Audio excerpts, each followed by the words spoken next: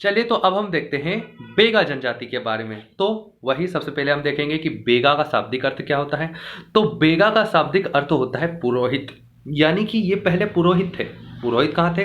तो बेगाओं को माना जाता है कि ये गोंड की एक उपजाति है। माना जाता है कि ये गोंड की ही एक उपजाति है, और माना जाता है कि ये बेगा जो थे वो गोंडों में पुरोहितों का कार्य किया करते थे, पहले पुरोहितों का। इसलिए बेगा का मतलब ही होता है पुरोहित। बेगाओं का विकसित रूप बिंझवार है, यानी बिंझवार जो कि बेगा की एक उपजाति है, ये इनका सबसे विकसित रूप है। बेगा एक अति पिछड़ी जनजाति है, मध्य प्रदेश की 3 अति पिछड़ी जनजातियों में से है ये। लेकिन इसका जो सबसे विकसित रूप है वो है बिंझवार। तो बिंझवार को हम एक अलग से जनजाति के रूप में भी पढ़ते हैं। तो बिंझवार इसी का विकसित रूप है। गोंडों की उपजाति माना जाता है। गोंडों के उपजाति किसे माना जाता है? बेगा को माना जाता है। इसके अलावा बेगा को माना जाता है कि ये गोंडों में पुरोहित का कार्य करते थे। बेगा को पंडा या पुरोहित के नाम से पुकारा जाता है। तो बेगा का मतलब होता है पंडा या पुरोहित, पंडा या पुरोहित, पंडा या पुरोहित, पंडा या पुरोहित। इन्हें औषधियों की काफी जानकारी है। उत्पत्ति इनका द्रविडियन है, गोंड का भी द्रविडियन, इनका भी द्रविडियन। उपजाति मानी जाती है भैया सब कुछ, यानी बहुत कुछ सेम रहेगा इनका। गोंड का और बेगा में बहुत कुछ हमें सिमिलर देखने को मिलने वाला है। अगला है क्षेत्र।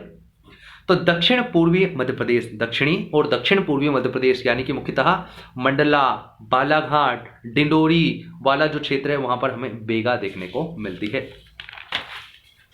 तो कुछ सभी जनजातियों के कुछ क्षेत्र देख लेते हैं, जैसे कि जो हमारा पश्चिमी या दक्षिण पश्चिमी क्षेत्र है वहां पर भील थी। जो हमारा मध्य दक्षिणी क्षेत्र है, मध्य प्रदेश का दक्षिणी क्षेत्र और दक्षिण पूर्वी क्षेत्र है, यहां पर हमें कौन कौन सी जनजातियां मुख्यतः देखने को मिलती है? तो गोंड मिलती है, बेगा मिलती है। इन दोनों के बारे में तो अभी हम पढ़ रहे हैं। इसके अलावा भारिया भी आती है और कोरकू भी आती है। तो गोंड, भारिया, कोरकू और बेगा, ये 4 प्रमुख जनजातियां हमें दक्षिणी क्षेत्र में देखने को मिलती है। इसके अलावा उत्तर और उत्तर पश्चिमी यानी नॉर्थ और नॉर्थ वेस्टर्न एरिया में हमें देखने को मिलती है सहरिया। इसके अलावा अगर ईस्टर्न मध्य प्रदेश में देखा जाए यानी बघेलखंड क्षेत्र में, इसके अलावा सीधी, सिंगरौली, रीवा को भी अगर जोड़ लिया जाए तो इस क्षेत्र में हमें जो देखने को मिलती है मेकाल बघेलखंड क्षेत्र में, तो यहाँ पर हमें देखने को मिलती है एक तो अगरिया, वही जो गोंड की उपजाति थी। इसके अलावा पनिका देखने को मिलती है, गोंड भी वहां पर देखने को मिलते हैं, कोल भी देखने को मिलते हैं, और खेरवार जनजाति भी वहां पर देखने को हमें मिल जाती है। मध्य प्रदेश की 3 अति पिछड़ी जनजातियों में से ये है बेगा, भारिया और सहरिया में से बेगा एक है। इसकी उपजातियां देख लेते हैं। तो बेगा की उपजातियां कौन कौन सी है? तो बेगा को अपन ऐसे याद रख सकते हैं कि एक बेग है जिसमें रोटियां रखी है और रोटियां मेना खा गई। तो अब आप कर रहे हो आर आर आर आर, तो अब नहीं आ रहा, अब नहीं आ रही, रोटियां गई अब तो बेग में रोटियां रखी है, मेना खा गई, आप कर रहे हो आर आर आर। तो बस बेगा, बेग से हो गया बेगा, बेग से हो गया बेगा, रोटिया, रोटिया से हो गया भरोटिया नरोटिया, भरोटिया नरोटिया, भरोतिया नरोतिया, भरोतिया नरोतिया, भरोतिया नरोतिया। किसकी उपजातियां हैं? बेगा की। इसके अलावा मेना, मेना से हो जाएगा राय मेना, काठ मेना, राय मेना, काठ मेना। इसके अलावा आर, आर से हो जाएगा बिंझवार नहार, बिंझवार नहार, बिंझवार नहार। तो बेग में रोटियां रखी है, रोटिया से भरोतिया नरोतिया, मेना, मेना मतलब कि राय मेना, काठ मेना, आर से बिंझवार नहार। इसके अलावा कुंडी और कोशवान, कुंडी और कोशवान इनकी उपजातियां हैं। बिंझवार सबसे विकसित है। तो भीलों के, अब यहां पर अपन भील की उपजातियां भी देख लेते हैं, क्योंकि भील की अभी अपन ने देखा। तो भील की उपजातियां कौन कौन सी है? भिलाला है, बरेला है, पटलिया है। भिलाला, बरेला, पटलिया, ये 3 एक साथ। फिर रथियास, बेगास, ये बेगा अलग है, बेगास अलग है। उमड़ी, तड़वी, उमड़ी, तड़वी, उमड़ी उजड़ गई यानी सबसे पिछड़ी, तड़वी मुसलमान, भील। गोंडों की उपजातियां व्यवसाय के आधार पर, तो अगरिया, प्रधान, सोल्हास, मुकद्दम, ओझा, कोयला, भूतीस, ठीक है ना। इसके अलावा आर्थिक स्थिति के आधार पर राजगोंड, धूरखोंड, मुड़िया या माड़िया। अब बेगांव की कृषि पद्धति देख लेते हैं। तो धरती को ये अपनी मां मानते हैं, इनका मुख्य व्यवसाय कृषि ही है। अधिकतर जनजातियों का जो मुख्य व्यवसाय वो कृषि ही है, लेकिन ये धरती को अपनी मां मानते हैं, अपनी माता मानते हैं, और कहते हैं कि हम हल नहीं चला सकते। क्यों? जबकि गोंडों का तो संकेत ही हल है, तो ये हल नहीं चलाते। बोलते हैं कि अगर हल चलाएंगे तो अपनी माँ को दर्द होगा, तो धरती को अपनी माँ मानते हैं और हल का प्रयोग नहीं करते हैं। तो क्या करते हैं? इसी कारण ये स्थानांतरित कृषि करते हैं, यानी ऐसे ही डाल देते हैं बीज, उग जाते हैं, उसी को जब तक उर्वरा शक्ति रहती है तब तक करते हैं, फिर दूसरी जगह जाके वहां पर कृषि करने लगते हैं। तो ये स्थानांतरित कृषि करते हैं, झूमिंग कृषि करते हैं। और इसमें इनका एक स्पेसिफिक नाम है इनकी झूमिंग कृषि का, वो है बेवर या पोंडू। बेवर या पोंडू। तो पांडा तो इन्हें कहा जाता है, पांडा इन्हें कहा जाता है, क्या कहा जाता है इनको? पांडा तो इन्हें कहा जाता है। किनको? इनको, बेगांव को। लेकिन पोंडू इनकी कृषि है। तो बेवर, वेबर या बेबर या पोंडू, बेबर या पोंडू क्या है? इनकी कृषि पद्धति है। इसके अलावा मध्य प्रदेश सरकार ने भी बेगांव को बेबर कृषि करने के लिए, यानी इनकी झूमिंग कृषि करने के लिए इन्हें क्षेत्र निर्धारित कर दिया है, इन्हें क्षेत्र दे दिया है कि लो, भूखे मत मरना, ये क्षेत्र है, इससे बाहर मत आना, यहाँ पर मस्त करो, अच्छे से जंगल काटो, जलाओ, जो भी करना है करो। तो बेगाचक क्षेत्र, बेगाचक क्षेत्र जो कि डिंडोरी मंडला क्षेत्र, डिंडोरी मंडला जिले में आता है, यह बेगांव को दिया गया है ताकि ये अपनी वेबर या पोंडू कृषि कर सके। इसके अलावा गोड़ी कचार या गोड़ी छादर, गोड़ी कचार या गोड़ी छादर, इसके अलावा गोड़ी याद रख सकते हो, सीधा सीधा गोड़ी। तो गोड़ी क्षेत्र, बेगाचक क्षेत्र भी दिया है और गोड़ी क्षेत्र भी इनको शहडोल जिले में दिया है, यानी कि यहां पर निवास करती है मुख्यतः। प्रयोग किया जाने वाला मुख्य हथियार इनका कुल्हाड़ी है, क्योंकि जंगल को काटेंगे कैसे? कुल्हाड़ी। तो सबसे मतलब कि जो ये धारण करते हैं या सबसे ज्यादा प्रयोग करते हैं इनका हथियार, वो कौन सा है? कुल्हाड़ी है। पोडा या पोदा प्रथा क्या है? पोडा या पोदा प्रथा इनमें प्रचलित है। बेल को उधार लेकर या किराए पर लेकर ये कृषि करते हैं, उसे पोडा या पोदा कृषि कहा जाता है। पोंडू या वेबर, पोंडू, पांडा खुद बेगा को कहा जाता है, पोंडू या वेबर खेती है इनकी, जबकि पोदा बेल को किराए पर लेकर की जाने वाली कृषि की प्रथा है। बेगांव के नृत्य देख लेते हैं। तो इनके प्रमुख नृत्य कौन कौन से हैं? तो एक है ददरिया जो दशहरे पे किया जाता है, तो ददरिया जो दशहरे पे किया जाता है। एक है परधोनी, परधोनी। एक है फाग और दशहरा। ददरिया, परधोनी, फाग, दशहरा। ददरिया, परधोनी, फाग, दशहरा। ददरिया, परधोनी, फाग, दशहरा। ददरिया, परधोनी, फाग, दशहरा। इसके अलावा अन्य जो नृत्य हैं वो वही हैं जो गोंड में भी थे, यानी रीना, टीना, सेला, कर्मा, सुआ। तो कर्मा, सेला, रीना और सुआ।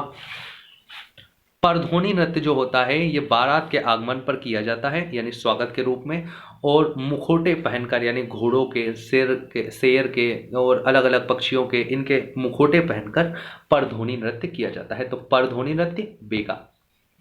बेगा के अगर देवताओं को बात की जाए तो वही मुख्य देवता हैं जो गोंड के हैं, बस उनके फीमेल वर्जन, यानी कि उनके जो महिला स्वरूप है उसको भी अगर हम यहाँ पर रख दें, जैसे कि वहां पर थे बूढ़ा देव या बड़ा देव, यहाँ पर कर दो बूढ़ी माई।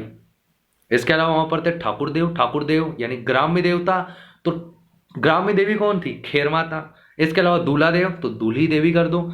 इसके अलावा एक प्रमुख देवता इनके हैं नारायण देव। तो नारायण देव किसके हैं? बेगा के। नारायण देव किसके हैं? बेगा के। साल के वृक्ष की ये पूजा करते हैं और साल के पत्ते को हाथ में लेकर कभी भी ये झूठ नहीं बोलते, क्योंकि इनके प्रमुख देवता जो बूढ़ा देव है ये कहां पर निवास करते हैं? साल के वृक्ष पर निवास करते हैं। सुअर की भी पूजा करते हैं और सुअर को खाते भी हैं। सुअर की पूजा भी करते हैं और सुअर को खाते भी हैं। कौन? बेगा। इसके अलावा अपन ने देखा था अगरिया, वो भी सुअर का मांस खाते हैं। अगरिया भी सुअर का मांस खाते हैं। सुअर बाजी, सुअर बाजी एक इनका त्योहार है जो 12 वर्षों में, प्रति 12 वर्षों में एक बार होता है। तो सुअर बाजी 12 वर्षों में एक बार मनाया जाने वाला इनका त्योहार है। सुअर की पूजा कौन करती है? बेगा करते हैं। सुअर की पूजा कौन करते हैं? बेगा करते हैं। बेगाओं का भोजन, इन्होंने अलग अलग समय के भोजन को अलग अलग नाम दे रखा है, जैसे कि जो सुबह का भोजन होता है, यानी कि जो नाश्ता होता है, उसे ये बासी कहते हैं। तो सुबह का भोजन बासी, दोपहर का जो भोजन होता है उसे ये पेज कहते हैं, क्योंकि पेज को पीते हैं ये। वहीं जो शाम का भोजन होता है, रात का भोजन होता है, उसे ये बियारी कहते हैं। क्या कहते हैं? बियारी। तो बासी, पेज, बियारी, सुबह, दोपहर, शाम। विवाह पद्धति देख लेते हैं। तो एक है उड़ारिया या उधारिया। उड़ारिया या उधारिया, उड़ारिया, उधारिया, उड़ा लिया। उड़ारिया मतलब उड़ा लिया, मतलब शादीशुदा औरत जो है वो किसी और से शादी कर ले, यानी कि किसी की बीवी उड़ा ली, उड़ारिया में उड़ा ली, उड़ारिया में उड़ा ली। यहाँ पर क्या पंच को बुलाया जाता है, राजी मर्जी से शादी की जाती है। यहाँ पर जो पहला पति था यानी कि उस शादीशुदा औरत का, वो यहाँ पर दावा करता है कि मैंने इतने पैसे दिए थे वधु मूल्य के रूप में, अब मुझे वो दे दो, ऐसा वैसा जो भी होता है सारी चीजें बैठ कर इनकी पंचायत द्वारा सुलझाई जाती है। पेडुल प्रथा भी होती है इनमें। पेडुल प्रथा में क्या होता है, जो कुंवारी लड़कियां रहती हैं, जब उनको कोई लड़का पसंद आ जाता है तो वो अपनी पसंद दर्शाने के लिए क्या करती है, लड़के के घर जाके उसके कमरे में हल्दी चावल करके आ जाती है, यानी हल्दी और चावल डाल के आ जाती है।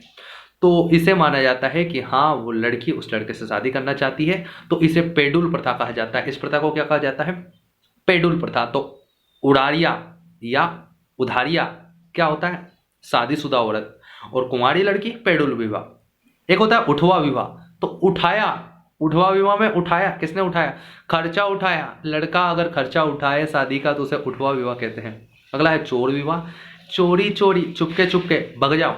तो चोर विवाह में क्या होता है कि लड़का लड़की भाग कर शादी कर लेते हैं, भग जाते हैं, बस यही चोर है, चोरी विवाह है। इसके अलावा मंगनी विवाह यानी अरेंज मैरिज, चढ़ विवाह, लम सेना विवाह। चढ़ विवाह में लड़का शादी मतलब बारात लेके जाता है। इसके अलावा लम सेना विवाह, वही लम सेना, शादी करके मतलब सेवा करके पसंद करो। ये यानी बेगा बांस का सम्मान करते हैं, बांस पेड़ का सम्मान करते हैं, मतलब जो पौधा रहता है उसका, और उनका बहुतायत में प्रयोग भी करते हैं। उपचार हेतु ये शहद और जड़ी बूटियों का प्रयोग करते हैं। शहद और जड़ी बूटियों का प्रयोग कौन, बेगा करते हैं। प्रति 9 वर्ष में ये शहद पर्व भी मनाते हैं। ये घर के किसी सदस्य की मृत्यु हो जाने पर, यानी घर में अगर किसी की मृत्यु हो गई है तो उस घर को ही छोड़ देते हैं मृत्यु के बाद, और दूसरे घर में रहने लग जाते हैं, दूसरा घर बना लेते हैं। ये विश्व की सबसे ज्यादा गुदना प्रिय जनजाति है। तो विश्व की सबसे ज्यादा गहना प्रिय जनजाति भील, सबसे ज्यादा गुदना प्रिय जनजाति बेगा। वेरियर एल्विन ने द बेगा नामक पुस्तक इन्हीं पर लिखी है। इनकी पंचायत के प्रमुख को मुकद्दम कहा जाता है, मुकद्दम या गोटिया, वही जो गोंड में थे। अन्य जो पंच है इनके पंचायत के वो थे दीवान, समरथ, कोटवार, दवार। कोटवार वही देखरेख करने वाला, कोटवार जहां भी आएगा वो देखरेख करने वाला ही रहेगा। देवताओं के समान ये मुकद्दम की भी मूर्तियां बनाते हैं और उन्हें पूजनीय मानते हैं, यानी मुकद्दम पंचायत के प्रमुख को ये देवता के रूप में मानते हैं।